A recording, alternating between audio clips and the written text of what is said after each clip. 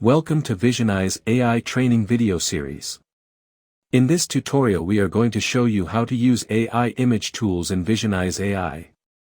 Go to the left menu and click on Style Transfer. You can upload an image or use an image URL to style the image. Add your keyword and enter image width and height.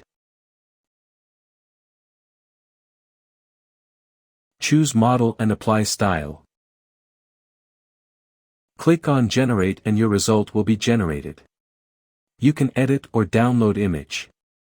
Go to the left menu and click on Super Resolution. You can upload an image or use an image URL to get super resolution of the image. Click on Generate and your result will be generated. You can edit or download image. Go to the left menu and click on Text to Image. You can generate image by adding text. Click on Generate and your result will be generated. You can edit or download image. Go to the left menu and click on Colorization. You can generate colorization image by adding text. You can upload an image or use an image URL to color the image. You can edit or download image. Go to the left menu and click on In Painting.